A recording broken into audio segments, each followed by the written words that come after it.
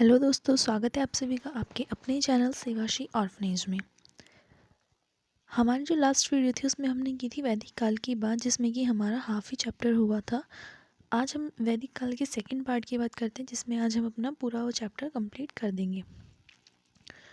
तो वहाँ पे हमने बात की थी विशिष्ट शिक्षा तक। आज हम उससे आगे की बात करेंगे। वैदिक शिक्षा की जो पाठ्यचर्या थी उसे दो भागों में विभाजित किया गया था। पहली थी भौतिक पाठ्यचर्या, जिसे अपरा पाठ्यचर्या भी कहते थे, और दूसरी थी आध्यात्मिक पाठ्यचर्या, जिसे परा पाठ्यचर्या भी कहते थे। अब बात करते हैं कि आपकी भौतिक पाठ्यचर्या के अंतर्गत क्या क्या आता था। इसमें आपकी भाषा, व्याकरण, अंकशास्त्र, कृषि, पशुपालन, कला कौशल, कताई, बुनाई, रंगाई, काष्ठ कार्य, धातु कार्य, शिल्प, अर्थशास्त्र, राजनीतिक शास्त्र, भूभागशास्त्र आदि कार्य आते थे। सैनिक शिक्षा का अध्ययन, व्यायाम, गुरुकुल व्यवस्था, सब सारी जो क्रियाएं थी वो इसमें सम्मिलित थी। उसके बाद बात करते हैं आपकी आध्यात्मिक पाठ्यचर्या की। आपकी आध्यात्मिक पाठ्यचर्या में वेद, वेदांग, उपनिषद, धर्मशास्त्र ये सब कुछ आता था। इंद्रिय निग्रह, धर्म अनुकूल आचरण, सब कुछ उसमें सम्मिलित किया गया था। उसके बाद बात करते हैं आपकी शिक्षण विधियाँ। हमारी आज अभी तक की जितनी शिक्षण विधियाँ चलती हैं वो सब आपकी वैदिक काल से ही निकली थी। बस अब उनमें क्या हुआ है कि थोड़ा सा चेंज हुआ है। उन्हें चेंज होने के बाद उनके नाम में भी थोड़ा सा अंतर आया, लेकिन उन जो हमारी विधियाँ हैं वो उसी काल से आई हैं।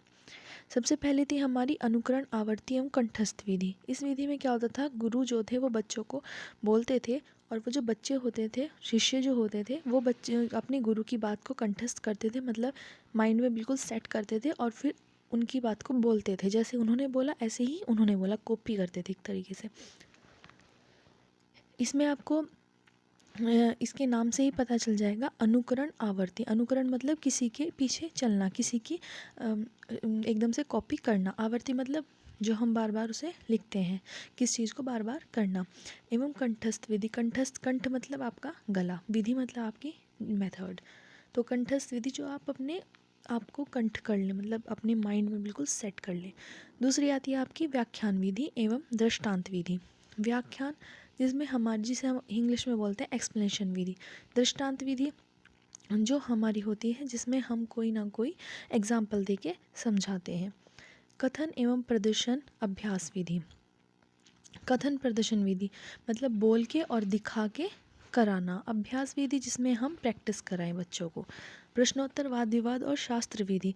प्रश्नोत्तर, वाद विवाद का मतलब है प्रश्न किए जाते थे, कोई टॉपिक दिया जाता था, उस पर वाद विवाद होता था। और शास्त्र विधि, शास्त्रों की जो विधि थी उस टाइम पे।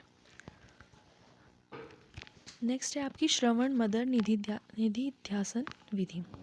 मतलब कि सुन के उसे अपने माइंड में सेट करके उसे फिर अपने वर्डों में वो बताते थे।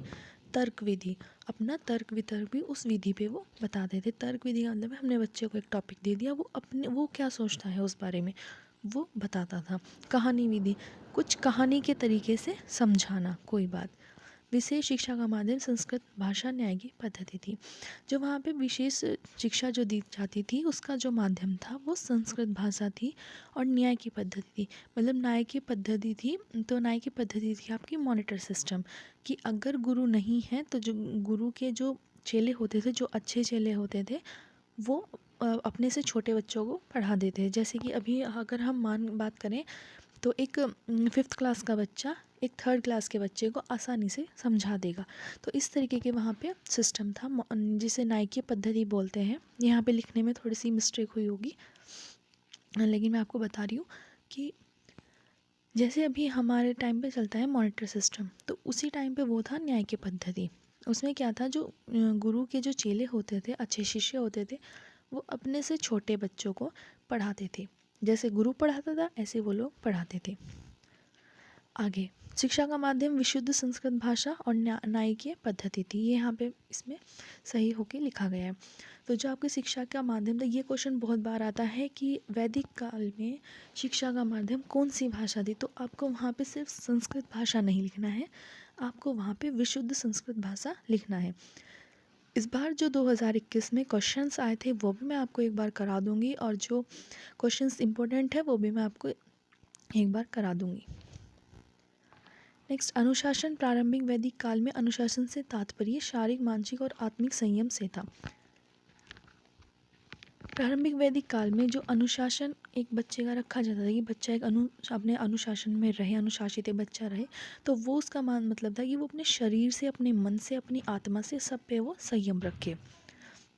अगर आपने देखा होगा आजकल के जो बच्चे हैं वो अपने आजकल कितने फिट बच्चे रहना पसंद करते हैं, लेकिन बीच में जो माहौल आया था उसमें बच्चे ज़्यादा फिट नहीं होते थे। आजकल भी इतने नहीं होते, लेकिन उस टाइम पे क्या था कि बच्चा अपने शरीर से, अपने मन से, कि उसे कोई गलत आदत ना लगे, अपनी आत्मा पे वो संयम रख सके। तो उस टाइम पे अनुशासन का मतलब ये था। इस वीडियो का जो PDF वो आपको हमारे टेलीग्राम चैनल पे मिल जाएगा। और अगर आपको वीडियो अच्छी लगती है तो प्लीज़ आप चैनल को लाइक, सब्सक्राइब एंड शेयर करना मत भूलिएगा, क्योंकि हमारा मोटिव सिर्फ एक है कि आपका एक सब्सक्राइब किसी को पढ़ने का मौका दे सकता है। तो प्लीज़ ज़्यादा से ज़्यादा सब्सक्राइब कीजिए, लाइक कीजिए, शेयर कीजिए, क्योंकि आपका एक सब्सक्राइब है जो किसी को स्कूल भेज सकता है, किसी को बुक्स दिला सकता है, या किसी को पेंसिल बॉक्स दिला सकता है, किसी को पढ़ने का मौका दे सकता है। तो please like, share and subscribe. आगे बात करते हैं शिक्षक और गुरु। वैदिक काल में अति विद्वान स्वाध्याय धर्म परायण, मतलब कि जो वैदिक काल में गुरु कौन होते थे, गुरु किसको कहा जाता था? तो जो व्यक्ति अति विद्वान, धर्मपरायण, सच्चरित्र गुण वाला होता था, उसी को गुरु वाला बोला जाता था। इन्हें समाज में सर्वोच्च स्थान प्राप्त था। ये देव रूप में पूजे जाते थे। अपने गुरुकुल के ये लोग स्वामी होते थे। उसके बाद है सत्य को जानने वाला, सत्य जन्मा, जिसकी बुद्धि ही धन है, ध्याय वसु। इन्हें इन विशेषणों से भी संबोधित किया जाता था। शिक्षार्थी, वैदिक काल में गुरुकुल में प्रवेश उन्हीं बच्चों को मिलता था जो अविवाहित होते थे, तथा उन्हें ब्रह्मचारी कहा जाता था। उन्हें ब्रह्मचारी व्रत का पालन करना होता था और गुरु सेवा ही उनका परम धर्म था। तो गुरु आपको पता चल गया कि गुरु कौन होते थे, और शिक्षार्थी भी आपको पता चल गया। कोई भी मैरिड पर्सन आके गुरुकुल में दाखिला नहीं ले सकता था। जो अनमैरिड थे वही आके सिर्फ गुरुकुल में पढ़ सकते थे। उसके बाद है गुरु शिष्य संबंध। गुरु के और शिष्य के संबंध कैसे होते थे? तो उस टाइम पे उनके जो संबंध होते थे वो पिता पुत्र जैसे संबंध होते थे। बच्चा जो शिष्य था वो अपने गुरु को बिल्कुल पिता के समान मानता था, और जो गुरु था वो अपने बच्चे को बिल्कुल जो शिष्य था उसे बिल्कुल बच्चे के समान मानते थे। दोनों ही अपना अपना कार्य मिलजुल के कर लिया करते थे। नेक्स्ट है गुरुओं के शिष्यों के प्रति कर्तव्य। शिष्यों के आवास, भोजन एवं वस्त्र आदि की व्यवस्था करना, शिष्यों का सर्वांगीण विकास करना, शंकाओं का समाधान करना, शिष्यों को सदाचार की शिक्षा देना, उनका चरित्र निर्माण करना, शिष्यों को करणीय कर्मों की ओर उन्मुख करना और गलत कर्मों से रोकना। शिक्षा पूरी होने पर शिष्यों को गृहस्थ जीवन में प्रवेश करने की आज्ञा देना और उनका मार्गदर्शन करना। शिक्षा के बाद भी शिष्यों की समस्याओं का समाधान करना और उनका मार्गदर्शन करना। अब देखते हैं कि शिष्यों के गुरु के प्रति क्या कर्तव्य होते थे। गुरुकुलों की सफाई करना, उनकी पूर्ण व्यवस्था करना, गुरु गृह की सफाई करना, गुरु की स्नान पूजा पाठ की व्यवस्था करना, गुरु एवं गुरुकुल वासियों के लिए भिक्षा मांगना, गुरुकुल वासियों के लिए भोजन की व्यवस्था करना, गुरुओं को रात्रि विश्राम की व्यवस्था करना, गुरुओं के सोने से पहले उनके पैर दबाना, गुरुओं के आदेशों का पूर्ण निष्ठा से पालन करना, शिक्षा पूरी होने पर अपनी सामर्थ्य अनुसार गुरु दक्षिणा देना, गुरुकुल छोड़ने के बाद गुरुओं का आदर करना, उन्हें सम्मान देना और उनके उपदेशों का पालन करना। अब बात करते हैं कि उस टाइम पे गुरुकुलों की स्थिति कैसी होती थी। तो आपके जो आरंभिक वैदिक काल था उसमें गुरुकुल प्रकृति की गोद में होते थे, मतलब पहाड़ों के बीच में, नदी के पास में, इस तरीके से पहले गुरुकुल बनाए जाते थे। उत्तर वैदिक काल में गांव से बाहर जाके गुरुकुल बनाए जाते थे। तो वहीं गुरुकुल में भाषा और इतिहास की भी उच्च शिक्षा मिलती थी।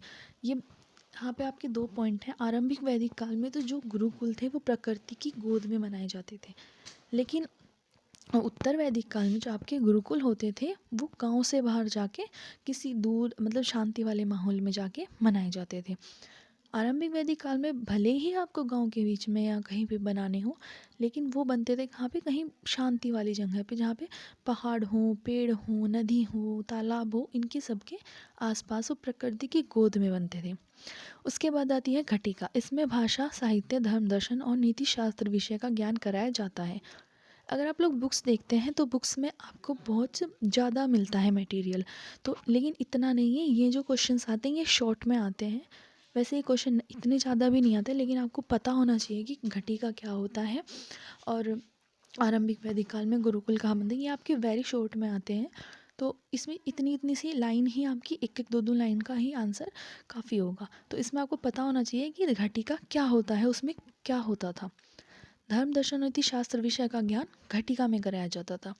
उसके बाद है चरण। चरण में वेद की किसी एक विशेष अंग का ज्ञान कराया जाता था।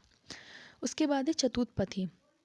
इसमें चारों शास्त्रों दर्शन, पुराण, व्याकरण, राज नियमों की शिक्षा दी जाती थी। उसके बाद है गुरुकुल में छात्रों का प्रवेश और उपनयन संस्कार। वैदिक काल में भिन्न भिन्न वर्ण का प्रवेश अलग अलग आयु में होता था।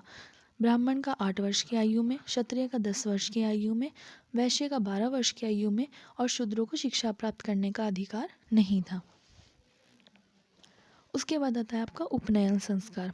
उपनयन का अर्थ है समीप लाना तथा गुरु के सम्मुख बैठता था बच्चा, नए वस्त्र पहनता था, मेखला धारण उसे कराई जाती थी। उसे संविधा देकर अपने जो वो गुरु था वो प्रश्न पूछता था कि तुम किसके बच्चे हो, तो बच्चा बोलता था भवतः, मतलब कि आपका। उसके बाद देवताओं की आराधना कराई जाती थी वेद मंत्रों से, और बच्चा जो था वो जनेऊ धारण करता था, और उसके बाद वो गुरुकुल के जो नियम थे उनका पालन करता था और ब्रह्मचर्य व्रत का वो पालन करता था। सबके लिए यही संस्कार होते थे, कोई राजा का बच्चा हो या कोई वैश्य हो या कोई दूसरा हो, तो सबके लिए एक ही तरीके के संस्कार थे, सबको यही करना होता था। उसके बाद ही उन्हें गुरुकुल में प्रवेश मिलता था। उसके बाद है गुरुकुल की दिनचर्या। वैदिक काल की दिनचर्या बहुत नियमित व कठोर होती थी। बालक ब्रह्म मुहूर्त में अपने सोच आदि कार्य तथा अपने गुरुकुल के कार्य संपन्न करके भिक्षा मांगने जाते थे। ऐसा वे बारी बारी करते थे, मतलब कि उनकी टर्न लगे हुए थे कि आज तुम करोगे, कल तुम करोगे, ये तुम आज कर रहे हो, ये तुम परसों करोगे, तो उन सबका एक टाइम टेबल सेट था। उसके बाद है परीक्षाएं व उपाधियाँ। गुरु मौखिक रूप से परीक्षा लेता था, उसके बाद विधानसभा में बालक से प्रश्न पूछे जाते थे। इसको योग्यता ही प्रमाण, इनका प्रमाण था। यहाँ पे मतलब जो था कि पहले गुरु अपने बच्चे से प्रश्न करता था, उसके बाद एक बहुत सारे गुरुओं की एक सभा बुलाई जाती जिसे विधानसभा कहते थे। उसमें सारे गुरु बच्चों से प्रश्न पूछते थे, तो जो उनकी योग्यता थी वही उनका प्रमाण होती थी। जैसे स्नातक, जिसने 12 वर्ष मतलब कि एक वेद का ज्ञान प्राप्त किया हो, उसे स्नातक कहा जाता था। जैसे हमारे यहाँ पे ग्रेजुएशन कहा जाता है। तो 1 से अगर 12 वर्ष 12वीं तक आपने कर लिया तो आपको एक ग्रेजुएशन वाली डिग्री मिलती है कि आप और 12th तक की आपके एजुकेशन हो गई और 3 साल आपके ग्रेजुएशन के हो गए, तो आप ग्रेजुएट हो जाते हो। तो वहाँ पे यही था कि 12 वर्ष में आपको एक वेद का अध्ययन करना होता था और उसके बाद आपको एक उपाधि मिलती थी स्नातक की। उसके बाद 24 वर्ष का जो पाठ्यक्रम था, मतलब कि 2 वेदों का, उसे कहा जाता था वसु। जो 24 वर्ष का पाठ्यक्रम पूरा कर लेता था उसे वसु कहा जाता था। उसके बाद जो 36 वर्ष का कर लेता था उसे रुद्र कहा जाता था, और जो चारों ही वेद का पाठ्यक्रम पूरा कर लेता था उसे 48 वर्ष के बाद आदित्य की उपाधि दी जाती थी। उसके बाद है समावर्तन संस्कार। समावर्तन समारोह, शिक्षा पूरी होने के बाद समावर्तन समारोह होता था। समावर्तन का जो मतलब होता है वो होता है घर लौटना। इस समारोह में ब्रह्मचारी वस्त्र उतार कर घर के वस्त्र पहने जाते थे। यज्ञ वेदी में बैठाकर वेद मंत्रों से वही रिपीट होता था।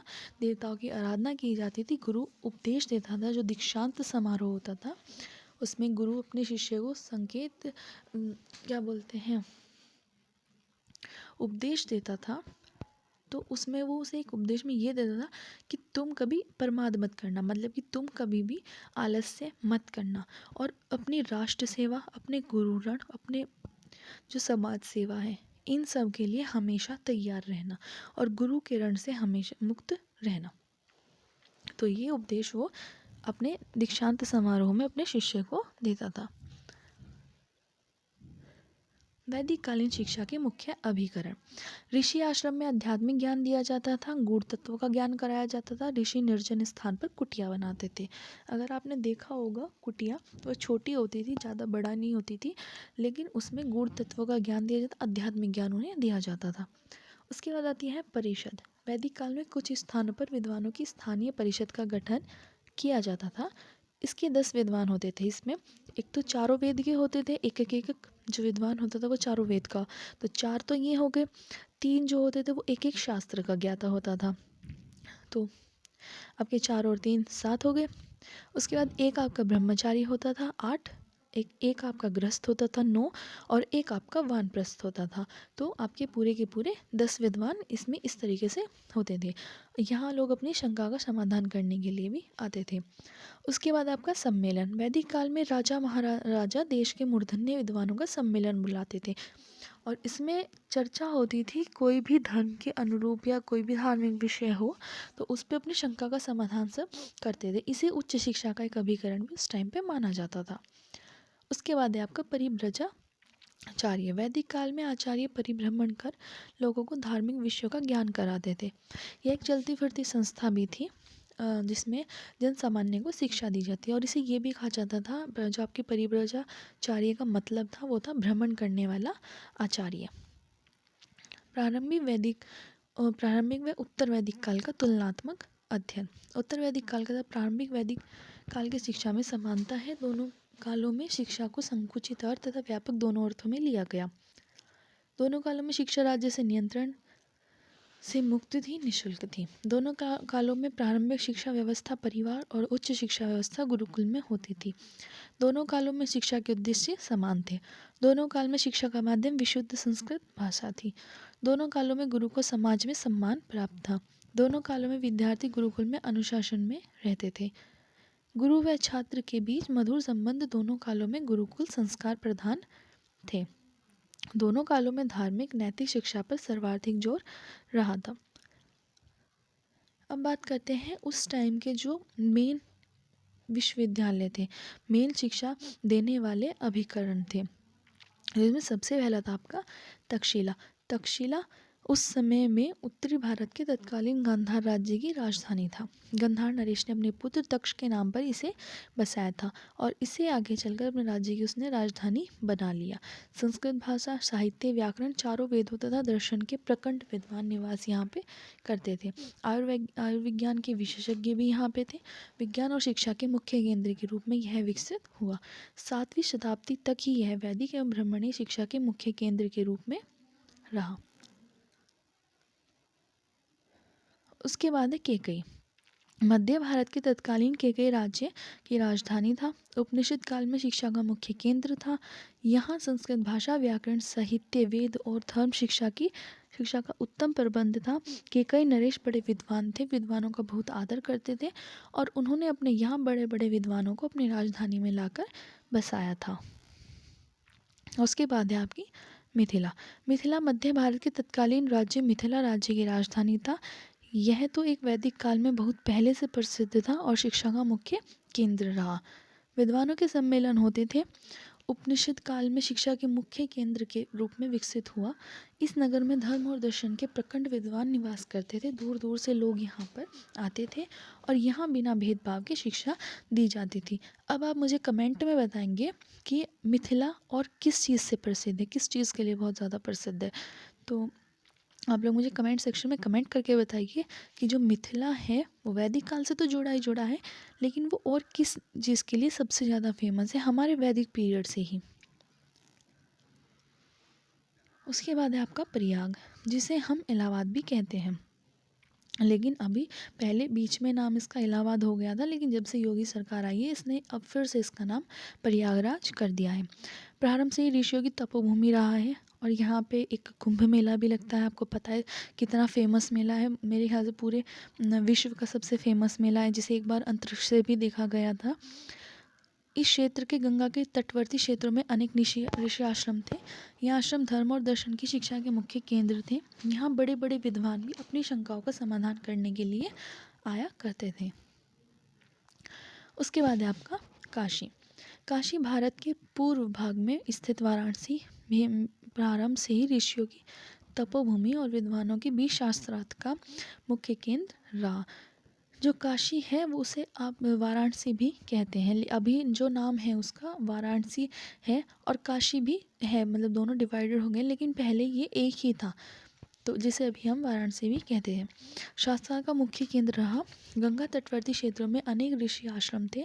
काशी नरेश अजातशत्रु के उपनिषद काल में अनेक विद्वानों को आमंत्रित किया और आत्मा परमात्मा ब्रह्मा के स्वरूप विषय में शास्त्रार्थ कराया। जितना यह स्थान मध्यकाल में प्रसिद्ध था उतना आज भी है और उतना ही वैदिक काल में भी था। इसलिए ये किस चीज़ के लिए प्रसिद्ध है वो आपको पता है। ये एजुकेशन के लिए भी अभी भी जो आपका हिंदू विश्वविद्यालय है एक, वो भी आपका वाराणसी में, और वो कितना फेमस है ये आप सभी को पता है। इसमें कोई बताने वाली बात नहीं है कि उसमें कुछ हम अलग से ऐड करके बताएं। तो वो उस टाइम पे भी उतना ही फेमस था, वो आज भी उतना ही फेमस है। उसके बाद आता है आपका कांची। कांची आप कांजीवरम भी जिसे बोलते हैं, कांजीवरम की आपकी साड़ियाँ बहुत ज़्यादा फेमस है, तो आप सभी लोग जानते होंगे, लेकिन उसका जो नाम है वो है कांची। कांची दक्षिण भारत का एक तीर्थ स्थान है। धार्मिक लोग सदस्य दक्षिण काशी कहते हैं। भारत के नक्शे में इसे कांजीवरम के नाम से भी जाना जाता है। उत्तर वैदिक काल में यहाँ वेदों के विद्वान पहुँच गए थे और उन्होंने वैदिक धर्म और दर्शन की शिक्षा देना शुरू कर दिया था, परंतु वे ब्राह्मण थे और उनकी प्रवृत्ति कर्मकांड में थी, इसलिए यहाँ पर कर्मकांड प्रधान शिक्षा का विकास हुआ।